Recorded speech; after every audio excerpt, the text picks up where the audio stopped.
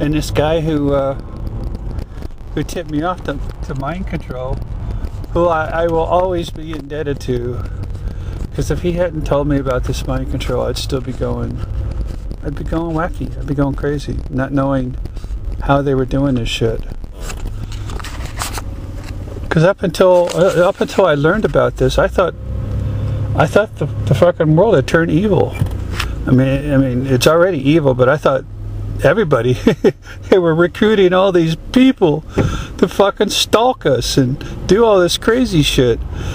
Postmen and cops and firefighters.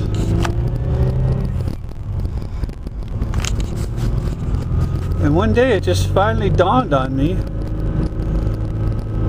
Somebody sent me an email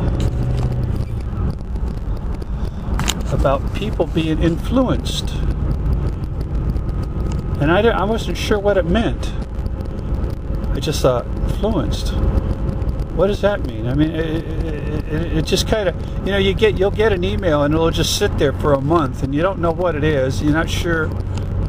And then one day, you'll come across something else. Ding! A bell goes off. A whistle blows. Something will wake you up to what. Oh, I remember that. This guy sent me an email like that, to that effect. That people were being affected around us. And so I wrote him back, and then he sent me something. Yeah, the people were being influenced. He wasn't very specific, but and then I get another email from this Bruno Marcassani out in California,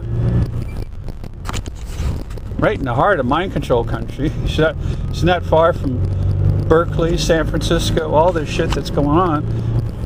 Maybe he has contacts with some of this shit.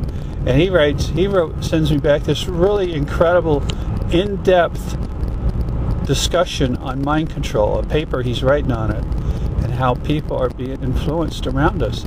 And he says him and many other TIs have come to that conclusion, that the thoughts of others around them are, other people around us are being influenced.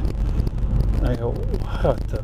It took me over 5 or 6 years, longer than that, 7 years to figure this out. I mean, how do you guess your government, anybody has this kind of technology, much less is using it on the general public? I mean, just how do you make that quantum leap?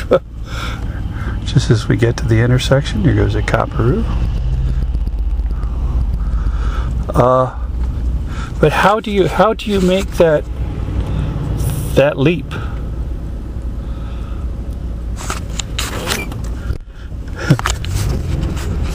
Well, you know, you start taking a lot of leaps when you're involved with this shit. The next leap I'm working on is just that, quantum access or quantum jumping. I got an email the other day, or this thing popped up on my computer, you know. Stuff just kind of scrolls across to your computer now. I don't know where the hell this shit comes from, but it's coming across my computer, and it's talked about quantum jumping. How we can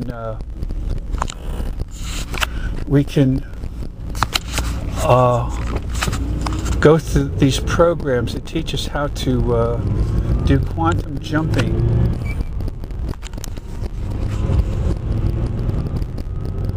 And we can jump to other dimensions. And we can become great painters, artists. You name it, live out all these different lives, because we exist in all these other dimensions. Kevin Canada, I guess, exists in all these other dimensions simultaneously as the life that I'm leading here. One life I may be a painter, another life I may be a writer, another life I may be who knows what I may be. But I could live all these different.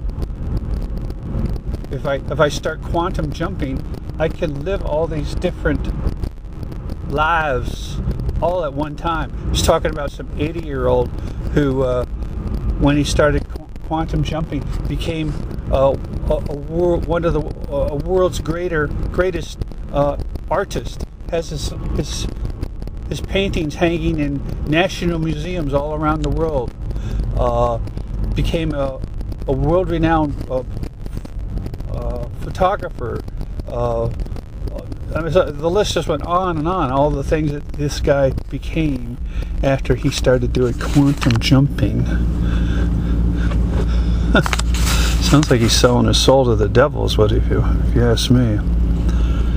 I don't know. It's the world's just getting crazy. It's just I don't.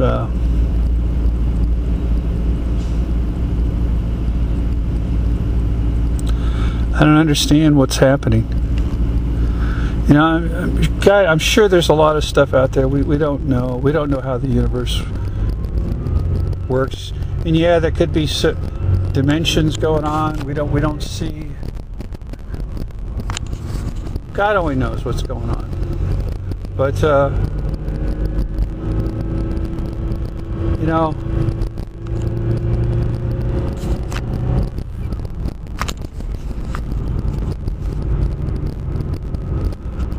I think a lot of this technology is being used for evil purposes.